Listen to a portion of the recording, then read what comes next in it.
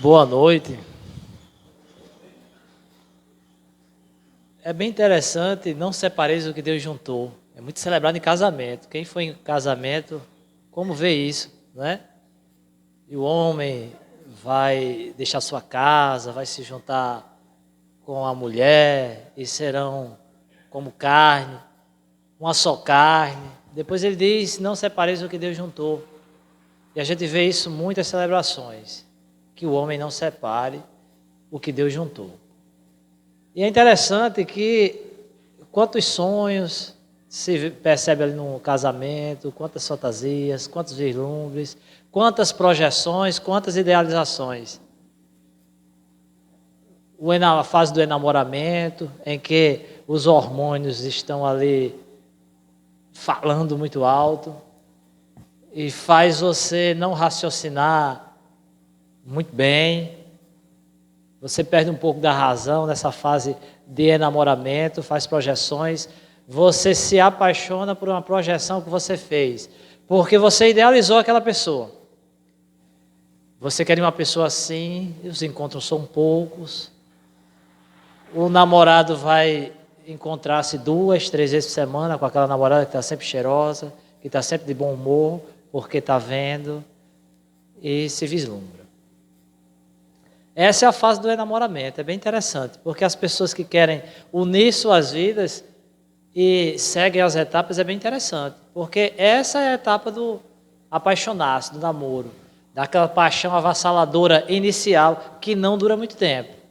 Não dura muito tempo. A paixão não dura muito tempo. E porque a maior parte das pessoas não entendem isso, confundem paixão com amor. E a gente vai ver que o amor é um sentimento muito mais refinado, que requer um empenho, esforço pessoal para desenvolver. Nós estamos aprendendo a amar. Antigamente namorava-se e depois noivava-se. E o que era o noivado antigamente? O que seria a segunda etapa? O casal de namorados, os noivos, passariam mais tempo juntos. Porque o início lá do namoro, a gente está pensando assim, será que ele gosta de mim? Será que eu gosto dela?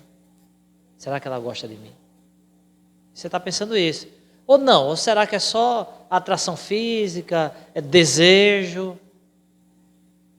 Então, quando a gente resolve avançar para algo mais do superficial do que o namoro, digamos, o noivado, ou seja lá outra coisa, aí a gente já vai querer responder a seguinte pergunta: eu conseguirei suportá-la? Ela conseguirá me suportar? Então vai se conviver mais perto. E quando a gente convive mais perto, vai ver que a pessoa não é eternamente cheirosa e bem-humorada e gentil. Não. Nós vamos começar a perceber que o outro tem defeitos, que o outro é intransigente, é egoísta, orgulhoso, vaidoso, e nós também. Então, para se aprofundar esse relacionamento, precisamos responder afirmativamente essa pergunta: eu conseguirei suportá-la? Ela conseguirá me suportar? O que eu projeto, o quanto é idealização, projeção que eu fiz? O quanto é que eu estou projetando, que a pessoa devia ser daquele jeito? Será que eu vou entrar no relacionamento querendo fazer com que aquela pessoa seja a minha idealização? Porque eu idealizei que a minha noiva seria isso, e minha noiva não é isso que eu idealizei. Então eu vou passar a minha vida querendo mudar? Fazer com que aquela pessoa atenda os meus caprichos, as minhas idealizações? Pronto, se vocês, ou eu, ou qualquer um, quer entrar no relacionamento pensando em mudar o outro, tem tudo para dar errado. A gente tem que entrar num relacionamento pensando em fazer tudo para se melhorar, desenvolver virtudes. E o desenvolvimento de virtude passa pelo cuidar do outro, pelo cativar o outro. Quando perguntam a Jesus, olha, Moisés disse que eu vou trazer para outra linguagem. Quando a gente não aguentar mais a mulher, a gente dá uma carta de desquite e se livra dela. Moisés disse que a gente podia dar essa carta de desquite. Jesus responde, foi a dureza dos vossos corações que fez com que Moisés dissesse isso. E o que seria essa dureza? Olha, bem interessante. Porque vocês vejam que no relacionamento, nós vamos estar diante de alguém que trará imperfeições, que suscitará emoções na gente, que a gente precisa se resolver. Ora, se fulano tem uma característica que me incomoda muito, muito mesmo, é porque eu tenho algo mal resolvido em mim, que tem relação com essa característica que tanto me incomoda. Então, quando eu me incomodo muito com aquela imperfeição que eu identifico no outro, lembremos do que o Espiritismo diz, conhece-te a ti mesmo, porque aquela emoção que o comportamento do outro está te provocando é porque você tem algo mal resolvido nesse sentido. Talvez você tenha a mesma característica. O que faz que você enxergue isso. E a gente vai procurar enxergar no outro esses conflitos que a gente não resolveu ainda. Então, quando Jesus diz, olha, a boca fala que o coração está cheio e o olho bom vai acabar vendo coisas boas, ele está mais ou menos dizendo o seguinte, a gente está condicionado a ver no outro aquilo que a gente tem, que o nosso coração está cheio. Então, a pessoa avarenta vai ver a avareza em todos. Uma pessoa orgulhosa, vaidosa, vai ver isso em todos. Porque o nosso olho está condicionado a ver o que do nosso coração está cheio. E voltando lá para o nosso relacionamento. Aquilo que me incomoda muito, aí tem duas óticas. Eu estou lá me incomodando demais, porque o meu companheiro é muito distraído, não me dá tanta atenção que eu queria que ele me desse. Pronto. Quem é que tem que mudar?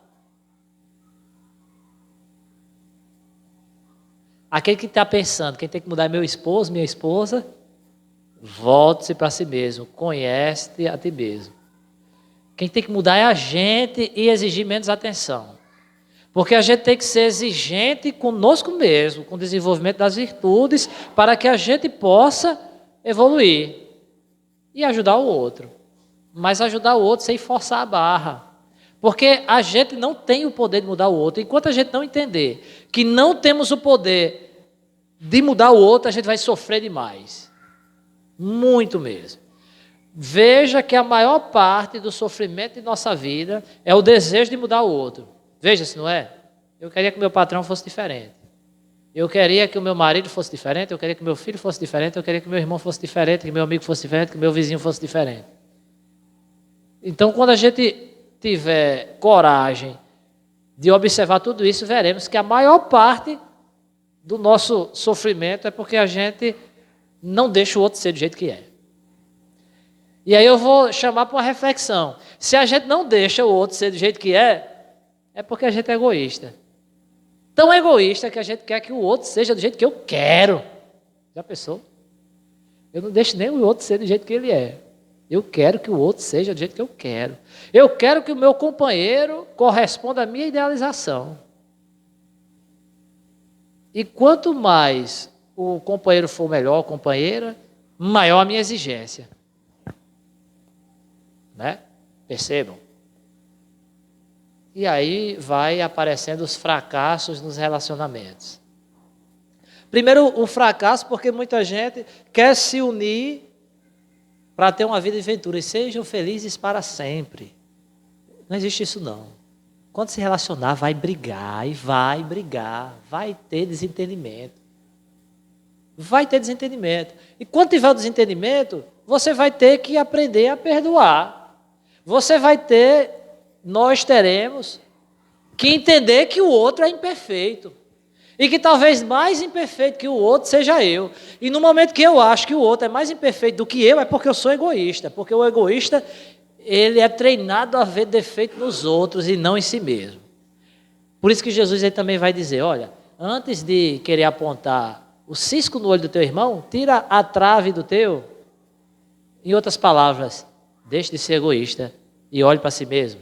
Porque se você tiver coragem de olhar para dentro de si mesmo, vai ver que você tem essas imperfeições também, com gravidades semelhantes. Mas se a gente não tiver o hábito de exercitar a humildade, olhe bem, a humildade, porque tem um relacionamento, e o que é muito importante no relacionamento, seja qual for o relacionamento, o que é muito importante? Primeiro, a relação de humildade. De você ter a capacidade de reconhecer que está errado.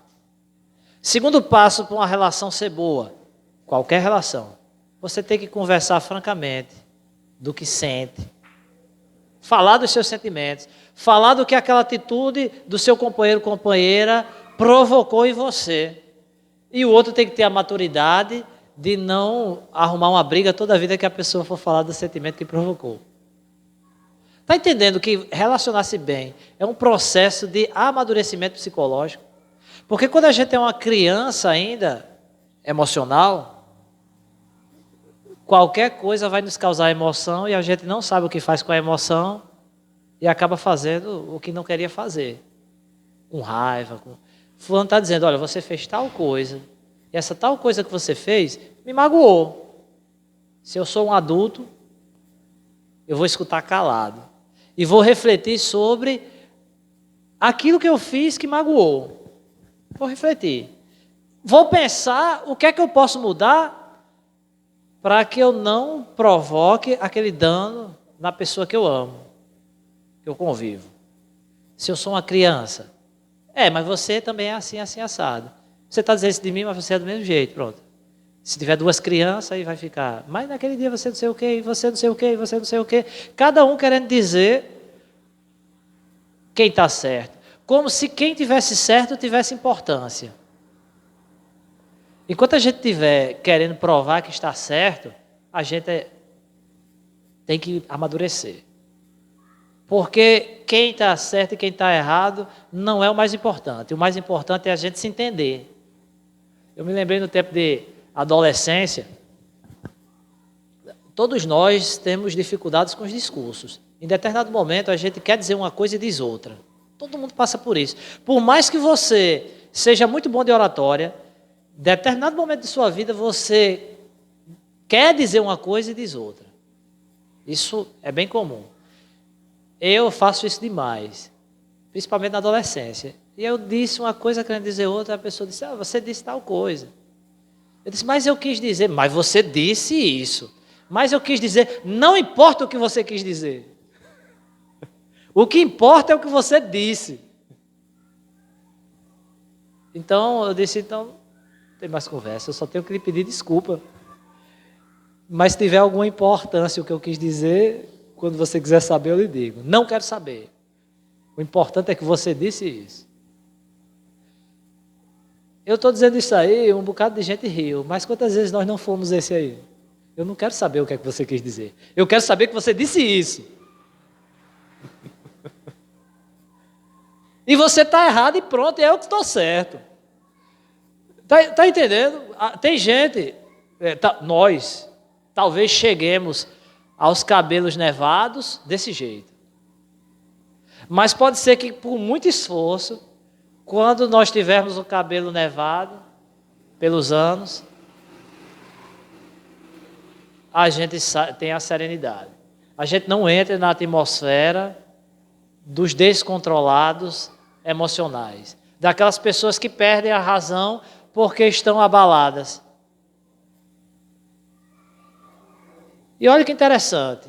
Divaldo Franco, ele conta uma história que lá na Ásia era costume, quando um casal se casava, a mulher tinha que dar massagem na sogra.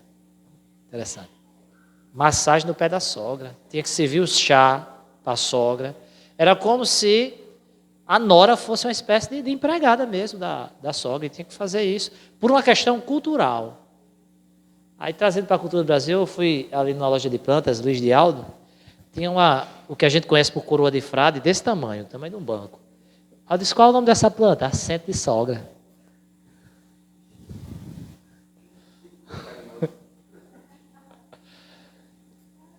E aí, ela dava massagem com ódio, com raiva.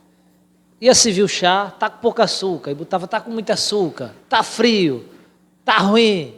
Só reclamação, e ela detestando aquela sogra, detestando aquela situação humilhante de estar servindo uma megera, que nada prestava.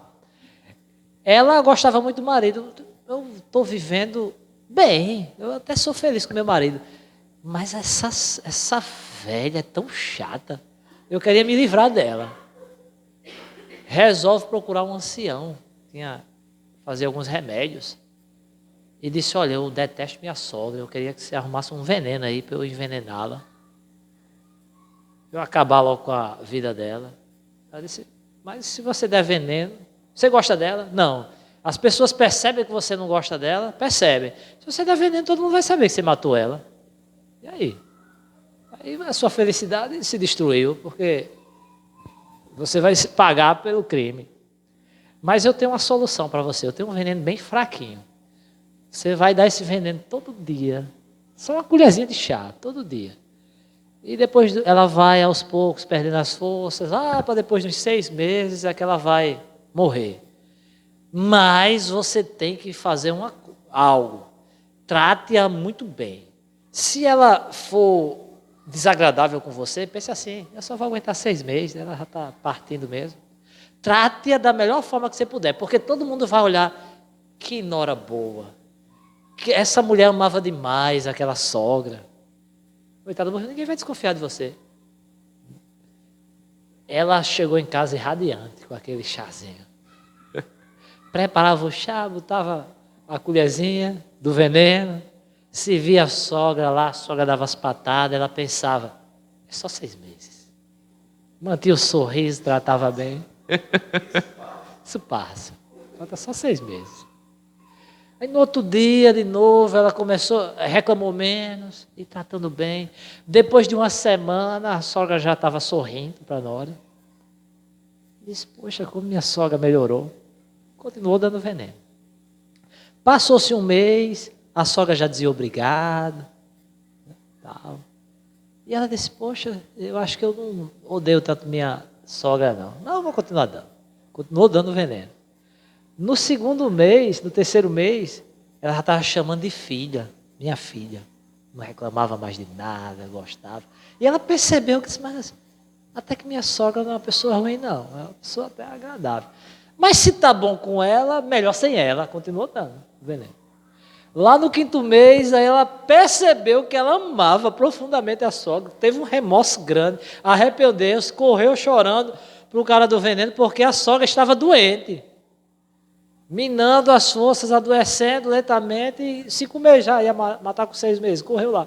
Disse, minha sogra está morrendo, eu a amo, por favor, me dê um antídoto para cortar o efeito desse veneno. Ele disse, você pode continuar dando. O que eu dei era um chá, era um tonificante, fazia bem. O que eu queria mostrar é que a sua postura é que devia mudar. Aí eu pergunto, o relacionamento quando estiver ruim, será que a gente não podia pensar assim? Não, é só 6 meses. É só 6 meses. E começa a tratar bem. Começa a ser amável. E as coisas vão melhorando gradualmente. E a gente vai lembrando que essas relações, elas vão se intensificando. Interessante. Como a gente tem dificuldade de falar do que eu sinto. Né? A gente é tão treinado culturalmente a ser objetivo, que o eu fica difícil. Não, fala aí. Geralmente o homem... Não quero saber do homem. Eu quero saber o que é que você sente quando a pessoa vai para a terceira pessoa do singular de novo. E a pessoa diz, não, eu não quero que você use a terceira pessoa, eu quero que você diga eu. Exercite usar o eu. Eu pergunto, será que a gente está usando assim nas relações íntimas? Eu sinto isso. Eu tenho esse medo. Eu tenho essa insegurança. Ou a gente fica arrumando máscaras para querer mostrar que não tem medo, mostrar que não tem insegurança, mostrar que é forte. Quando lá dentro a gente é uma criança pedindo socorro. E como é que a gente vai intensificar essas relações? Interessante que quando a gente vai aprofundando, quando a gente vê na ótica espírita, a questão do relacionamento, nós somos responsáveis pelo que fizemos do sentimento do outro. Tem gente que simplesmente, digamos assim, vamos levar para uma linguagem bem coloquial, dá corda para depois puxar e deixar a pessoa arrasada emocionalmente. O Espiritismo ele vai mostrar bem claramente que nós somos responsáveis pelo que nós fizemos com o sentimento do outro. Nós vamos ser cobrados por isso. Então a gente tem que ter muito cuidado em se relacionar com o outro, porque nós estamos entrelaçando os nossos destinos. E é interessante que nós não saiamos devedores de um relacionamento. Quer dizer que um relacionamento, depois um casamento, ele é indissolúvel, não pode se acabar? Não, não é isso que estamos dizendo. Estamos dizendo que para um relacionamento ser feliz, nós precisamos nos dedicar. Mas não deu certo de forma nenhuma. Não pode se dissolver, é um casamento que só traz coisa ruim para os dois. Em primeiro lugar, é interessante que nós amadureçamos para que esse relacionamento não termine com dois inimigos. Porque ele pode terminar com dois amigos. Se existem filhos nesse relacionamento, os filhos continuam sendo filhos dos dois. O filho não vai ser filho só de um. Então as pessoas precisam, no mínimo, manter uma amizade para que o relacionamento com os filhos se preserve, seja... Nós podemos sair de um relacionamento pensando no bem do outro. Temos esse dever do amor fraterno por todo mundo. Porque o cristianismo, Jesus disse que nós devemos amar o próximo como a si mesmo, amar como Jesus amou. E se a gente deve tanto isso pelo nosso próximo, por que não devemos pela mãe de nossos filhos, pelo pai de nossos filhos? Esse mesmo dever de amor. Quando a gente vai sublimando quantos casos, vocês devem conhecer vários. Eu conheço o caso de uma professora, que o marido arrumou outra, a deixou, foi embora morar com essa outra, adoeceu gravemente, a outra deixou, expulsou ele volta doente, desempregado, mendigo. A ex-esposa acolhe-o como irmão, não como cônjuge. Cuida dele até a morte. Não foi um caso, 2 casos que eu vi desse, eu vi vários casos desses já na vida. Mostrando o engrandecimento do que é o amor que vai desenvolvendo. Que a gente não deve confundir com paixão. Eu estava assistindo um filme que eu não me recordo o nome, e era um judeu, um casal de judeu, que geralmente, ainda hoje se tem essa cultura, nos mais ortodoxos, que o filho e a filha são prometidos. Não é escolha dos filhos. A noiva vai lá, o noivo não tem nem direito de ver o rosto, porque é coberto. Ele vai descobrir lá, já na lua de mel, como é a noiva. Esse casal de agricultores tinha 2 filhas, e a filha mais velha apaixonou-se, quis casar-se por amor. E no poder de argumentação, aquela coisa, renunciando bastante os valores, os pais aceitam que a filha case-se por amor. Ela se casa. Mais tarde, a idade da filha mais nova, que queria casar-se por amor, e não seria, eles cedem novamente. E aquele agricultor, ele começa a refletir, o que viria a ser esse amor? Eu não casei por amor. Eu casei porque fui prometida a minha noiva, a minha esposa, e ela a mim. Eu estava muito tenso na hora do casamento, porque eu nem a conhecia. Casei. Então ele volta. Você me ama? Porque eles tinham tanto tempo de relacionamento, mas nunca tinha ocorrido de pensar se o cônjuge amava porque estava naquele relacionamento. Nunca havia lhe ocorrido pensar no que seria esse amor. Ele, você me ama? Ela olha, assim, sem entender, aquele de supetão. Ele disse, olha, eu vivo com você há 30 anos, levanto cedo, faço sempre tua refeição. Ele disse, mas você me ama? Eu não fazia sua refeição, limpava da casa, cuidei das nossas filhas com todo carinho, dei a dedicação, ensinei a Torá com todo o amor e o carinho de uma mãe zelosa. Você me ama?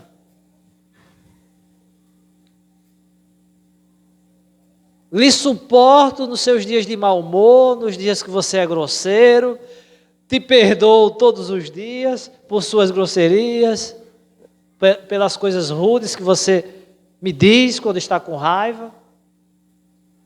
Você me ama? E se isso não é amor, é o quê? Né? E aí é bem interessante, porque quantos casais estão no relacionamento e aí de repente se encanta por uma pessoa e vem aquela paixão avassaladora e confunde achando que isso é amor. Não é amor, é hormônio. É a nossa animalidade falando alto.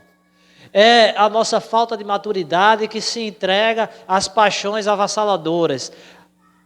O desejo de sensualidade. Porque se a gente não abrigar, se a gente não alimentar, passa como o furacão que é.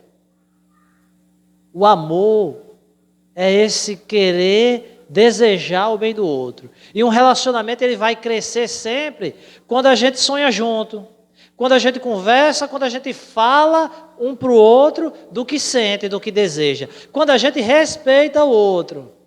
E quando a gente deslizar na casca de banana e desrespeitar o outro, que a gente tenha a humildade de eu te magoei de fato, o que eu fiz foi muito feio, me perdoe. E o outro vai ter que perdoar, porque amanhã quem vai escorregar na casca de banana é o outro. A gente sempre vai dizer coisas desagradáveis porque estamos no processo de evolução. Não somos perfeitos, é por isso que estamos reencarnados aqui na Terra, é por isso que a Terra tem tanto sofrimento. É por isso que as pessoas têm tantos problemas, porque nós precisamos edificar o reino de Jesus em nossos corações, resolvendo esses problemas que nós também temos em nossos corações. Então, são essas soluções pequenas. Mas eu estou num relacionamento que eu apanho todos os dias. Mas eu tenho que passar o resto da minha vida apanhando porque é um karma. Não. Ninguém tem esse karma, ninguém traz esse karma de apanhar todo dia, não. Não confunda. A gente tem o desejo de manter aquele relacionamento, o sacrifício que a gente faz por edificar aquele outro é importante e valoroso? Sim. Mas o nosso sacrifício por melhoria, não há essa exigência de você passar a vida todinha num sofrimento horrível de quem, por exemplo, apanha todos os dias. E a gente tem que entender que o processo de chegar para o outro e dizer, olha, o que você fez me magoou, doeu. Me desculpe, eu não desculpo agora não, porque eu estou magoado. E o processo de você desculpar não é assim instantâneo não, não é passe de mágica não. Né? Quando a pessoa se magoa, ela precisa de um tempo para pensar sobre aquilo, para sentir aquilo, para modificar. E isso é um processo pedagógico. Ora, eu magoei, ele disse, você me magoou, me perdoe. Não vou lhe perdoar agora não, porque eu ainda estou magoado, depois a gente conversa. Isso vai ensinar ao outro que determinadas posturas agridem, machucam. Né? É sempre todo relacionamento esse processo de aprendizado. Mas que também não é para ser, como eu disse, uma prisão, que vai fazer alguém sofrer eternamente. Aquela pessoa que não tem voz de nada, que não pode opinar, que não decide nada, que é humilhado ou humilhada. que é agredido ou agredida sempre. Aí eu pergunto, constrói, está edificando, te faz melhor esse relacionamento? Tudo isso tem que pensar. Eu estou dizendo isso porque conversando com pessoas que apanhavam todo dia, e essas pessoas acreditavam que era um compromisso kármico aguentar aquela surra todo dia. Não, não é compromisso kármico. Não é. Então, o casamento não é indissolúvel, não. Ele é, sim. Você pode, sim, dissolver um casamento. Se aquilo ali está agredindo, está mutilando, a pessoa está apanhando, está gerando um transtorno emocional, psíquico, tudo, não pense que você vai ter que... Isso vai ser sua cruz que você tem que carregar para toda a vida, não, não. Não. Os processos são de aprendizado. Mas nós não estamos aqui para sofrermos em vão, não. Resignação não é você se acostumar com o sofrimento e não fazer nada e ficar sofrendo, esperando que o sofrimento acabe, não. Resignação, que o cristianismo ensina, não é isso, não. Resignação é você não se revoltar contra o sofrimento. Você não se revoltar pela situação de você estar sendo visitado pela dor. Mas que você deve usar todos os meios ao seu alcance para que você se livrar daquela dor. Então é por isso que o homem deu a inteligência. O Deus deu a inteligência e deu a dor. Porque a dor me faz inquietar-se para que eu busque as soluções para o problema. Se não tivesse a dor, como é que a gente ia desenvolver a ciência? Como é que alguém ia ver um remédio? Como é que alguém ia procurar desenvolver um remédio que curasse tal doença? Por que, se não tivesse a dificuldade, alguém desenvolveria melhor a tecnologia? Pensemos, por exemplo, no Japão, um país destruído após a Segunda Guerra Mundial e ser hoje a grande potência econômica que é, com vulcão, com terremotos diretos, né, tremores, aquelas... mas lá tem outro nome, que a água, que é tufão, né? Tem o mar, de vez em quando avança. Pronto, todos esses problemas, pouco espaço para plantar, mas como é que eles conseguiram ter tudo isso? É porque a dificuldade faz a gente se inquietar, nos faz tirar do nosso comodismo, porque o comodismo é muito perigoso. E eu gosto de falar sobre isso porque muita gente, cristão, está com o discurso de dizer que resignação é acomodação. Não é. Tá certo? Resignar-se é apenas não se revoltar com o sofrimento, mas usar todos os recursos para sair daquele sofrimento. Então a gente tem que... E todos os relacionamentos, lembremos sempre que a gente tem que, para manter a chama, alimentar a chama do amor, a gente precisa cativar. Igual aquela música da evangelização. Há uma palavra tão linda, já quase esquecida, me vem relembrar. Contendo 7 letrinhas, todas juntinhas, se lê cativar. Cativar é amar. É também carregar um pouquinho da dor que alguém vai levar. E aí eu esqueci o resto da letra. Num deserto tão só, entre homens também, vou tentar cativar, viver perto de alguém. Cativar é amar. É também carregar um pouquinho da dor que alguém vai levar. E aí a gente vai cativando. Divaldo Franco, ele conta uma história fantástica, em que um relacionamento vai se degradando. O homem arruma um caso extraconjugal, se apaixona por esse caso extraconjugal, e se apaixonasse. Né? Apaixonasse. Entenda que muita gente confunde paixão com amor. Paixão à primeira vista, amor à primeira vista. Não, não existe amor à primeira vista. Assim, à primeira vista, você viu e amor. São a coisa mais profunda, não é tão superficial. Então ele apaixonou-se, achava que estava amando. Viu que aquele relacionamento seu formal era insuportável. Há tempo sequer ele tinha relação com a mulher. Então ele passa um bom tempo criando coragem. Chega na casa decidido, chama a esposa e diz: olha, o nosso relacionamento há muito tempo que deteriorou-se. É insustentável. Sequer nós temos mais intimidade. Há quanto tempo? Nem me lembro. E eu criei coragem para me desvencilhar desse compromisso que apenas nos faz mal, tanto a mim como a você. Então, estou dizendo que hoje eu estou acabando com o nosso relacionamento e eu estou indo viver com a pessoa que eu verdadeiramente amo.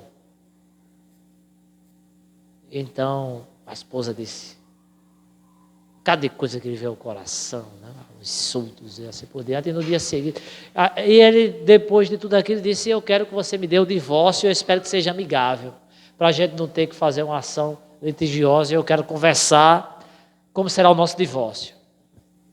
No dia seguinte, e aí, você pensou? Ela disse: pensei, eu te darei o divórcio sem qualquer restrição. Inclusive, eu não faço questão por nenhum bem. Você pode ficar com todos os bens. Eu não quero nenhum bem. Tudo pode ficar para você. Mas eu quero uma condição. Que você... Porque nossos filhos vão ver... para que eles sofram menos, vão se acostumando com o caso. Eu não queria que a gente se separasse como dois inimigos, mas que mostrasse para os nossos filhos que nós continuamos amigos, que somos pessoas maduras. E para que eles não percebam que fique com a impressão muito negativa do nosso relacionamento, eu quero uma condição. Que como quando a gente se casou, todos os dias você me carregue no braço, tanto para subir para a alcova, como de manhã ao descer para o café da manhã. Ele achou estranho. Que pedido estranho. Eu digo: mas se ela não quer nada e eu quero me livrar dela, tá certo. A gente faz desse jeito. E você não precisa nem dormir, você me leva nos braços, vai embora. E depois você, de manhã, se você estiver por aqui, me carrega nos braços. Aí ele começou a fazer. Aí levou, não olhou nem para o rosto dela, levou lá como quem leva um fardo.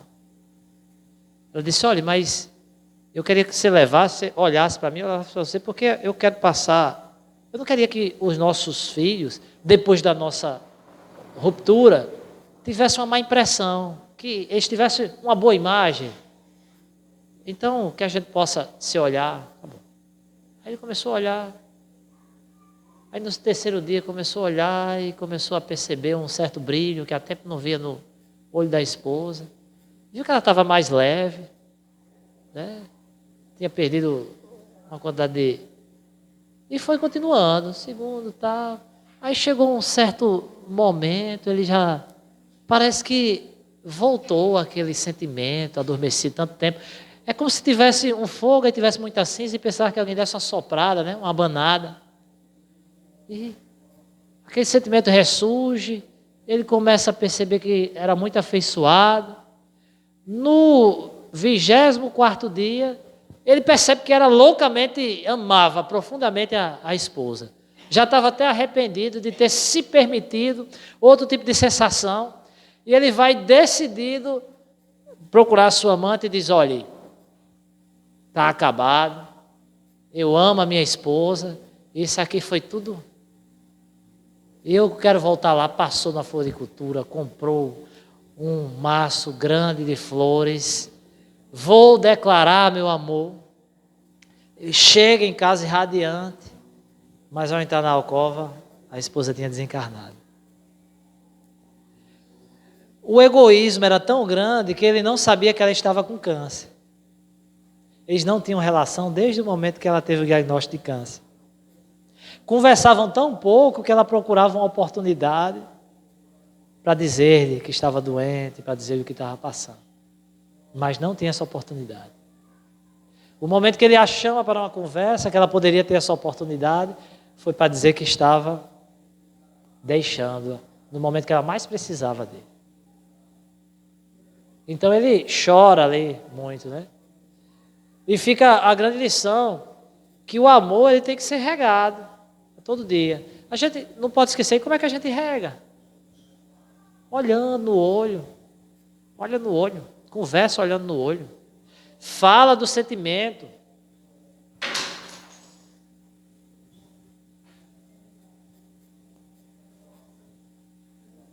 Então fala do sentimento um com o outro. Faz determinados mimos, cede em prol do outro. Pô, e o que é que vai matando o relacionamento? É esse egoísmo de só querer a si. E são pequenas coisas que a gente esquece. Vou dar alguns exemplos aqui. A esposa gosta de acompanhar a novela. Aí o esposo chega do trabalho. Aí chama, aí ela pega assim a chave, joga e fica olhando para a televisão. Chega, não conversa, porque... E se o outro conversar alguma coisa... Peraí, que eu estou ouvindo aqui. O homem assistindo o jornal, a esposa vai falar alguma coisa do cotidiano dela, do dia a dia dela. Peraí, faz silêncio que eu estou vendo a notícia aqui. Aí isso aí vai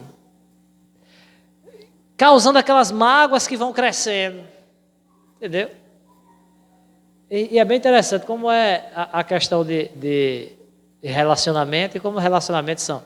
Por eu ver isso aí, eu desenvolvi um hábito de um bom tempo. Isso certamente é uma criança.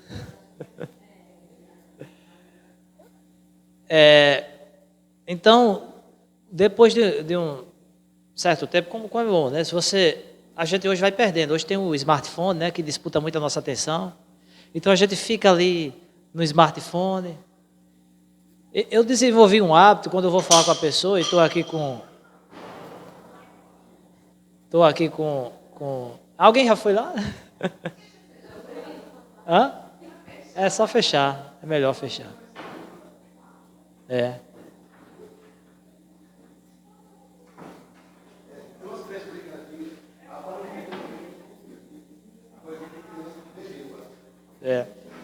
Pois então vamos. E aí, como são os relacionamentos? Eu achei interessante. Eu desenvolvi o hábito. Quando alguém ia falar e eu tivesse que resolver alguma coisa, resolvendo no WhatsApp, mas a pessoa vinha falar, aí eu tiro, deixo e olho para a pessoa. Para a pessoa falar, eu olhando para ela, para a pessoa perceber que tem tantas atenções. Eu achei interessante, e isso era um hábito, sempre, né? Vem falar, desliga ali e tal. E relacionamentos, como a gente tem que desenvolver intimamente. Então, eu sempre fazia isso. Aí uma vez minha esposa, por que toda vez que eu vou falar com você, você tira o telefone, desliga o telefone? Para lhe dar atenção. Para lhe dar atenção, para você saber que eu sou todo olhos e ouvidos para você. Mas entendo, como é que a gente vai construindo? É nessas renúncias mesmo, renunciar a alguma coisa em prol do outro, dar esse momento de atenção, porque às vezes a gente dá por de fora e esquece do de casa. O de casa às vezes é o mendigo de nossa atenção. Quantas pessoas não se relacionam e perdem a oportunidade, viu? Quantas pessoas a gente não está ali junto, pessoa que você deveria desenvolver e você perde as oportunidades. Como é que se perde a oportunidade? Você quer saber como é que você mata qualquer relacionamento, qualquer intimidade, qualquer relação profunda? E aí, como foi seu dia? Foi bom. Você gosta disso? Gosto. Simplesmente não desenvolve nada, não fala do que você sente, não fala do seu dia, e de tanta pessoa tentar provocar e você responder dessa forma, a pessoa vai se cansar. E aquele vínculo se perde. Né? Eu tenho um amigo, um colega de profissão, que ele é desse jeito. Ei, você é? Sim. Não. Pouco. Só monossílabos. E os colegas disseram uma vez que chegou uma pessoa, pediu uma informação, uma senhora, e disse: onde é o banco? Os policiais ensinaram onde era o banco, e aí a senhora foi embora, e o policial que só falava monossílabos: é minha esposa. Não disse oi para a esposa, não deu a informação para a esposa, e poderia, no caso, se fosse eu, teria: vamos deixar ela lá no banco. Siga a viatura que a gente vai deixar você lá no banco. Eu teria feito assim. Talvez qualquer um tivesse feito assim. Mas ele sequer deu a informação à esposa e depois disse aos policiais: é minha esposa. Se a gente não estiver disposto a dar da gente, a gente não vai desenvolver profundamente nem amizade, nem relacionamento. A gente tem que aprender a falar assim da gente, com respeito, tem que aprender a escutar críticas sem se ofender e pedir desculpa. Compreender também que o outro se magoa, mesmo que eu peça desculpa, e eu tenho que dar o tempo do outro. E tenho que compreender que o outro erra e é natural que ele erre, porque eu erro também, todos nós somos imperfeitos. E é muita maldade cobrarmos perfeição do outro. É muita maldade. Porque nós somos imperfeitos aqui, estamos nessa construção. E tivermos dispostos a renunciar, e essa renúncia recíproca, um e bem ao outro, aí vamos ver que o casamento é indissolúvel sim. Porque quanto mais o tempo passa, mais essa integração das almas. Menos a sensação e mais a realização do sentimento. Esse é o grande desafio da vida, de um relacionamento. A comunhão de almas, a comunhão de sentimentos, de objetivos, sonhar juntos. Eu vi há pouco a reportagem, achei fantástico. Uma senhora com 51 anos de idade resolve fazer o vestibular, passa em enfermagem e o seu esposo se aposentaria em 4 anos. O curso de enfermagem acabava em 4 anos, então ela chega para o esposo e diz: olha, eu estou fazendo enfermagem, você está se aposentando em 4 anos, nossos filhos estão tudo casados, tudo criado. Você topa ir trabalhar comigo, que ele era da área de saúde, o esposo. Você topa ir trabalhar comigo lá naquelas tribos ribeirinhas, naqueles locais que ninguém tem acesso? Topo. A gente vai junto. Está entendendo o que é uma construção? O que é uma integração de almas, um relacionamento de almas? Sonhar junto, até com 61 anos de idade. Sonhar junto e apoiar a população ribeirinha desse jeito, os dois trabalhando junto.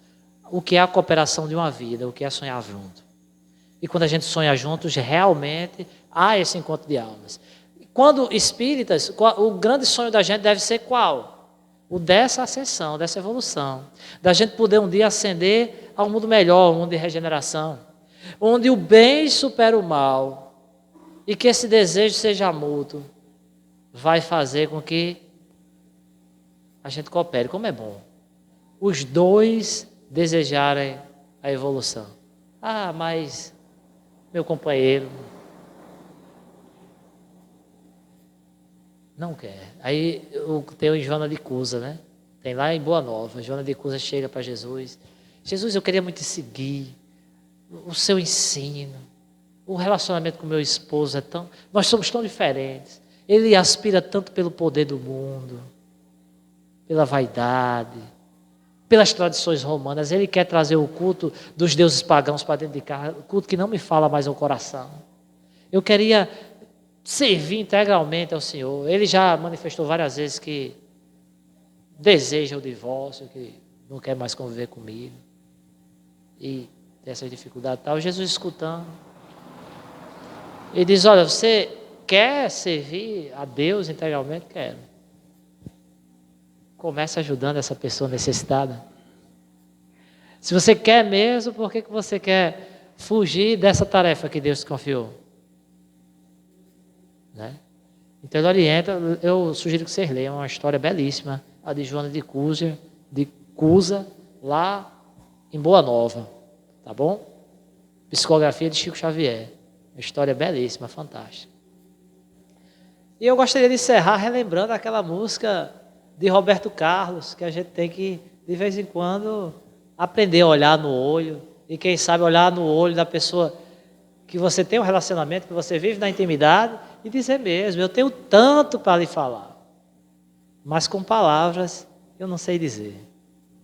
Mas não é difícil mesmo, às vezes a gente quer dizer que ama e diz uma grosseria. Sabia que isso acontece muito? No fundo você está querendo dizer que ama, mas você começa com ironia, com desdém, com deboche, acaba fazendo tudo errado. Então o Roberto Carlos ele foi muito feliz quando disse, mas com palavras eu não sei dizer. Como é grande o meu amor por você. E não há nada, me ajude, para comparar, para poder te explicar.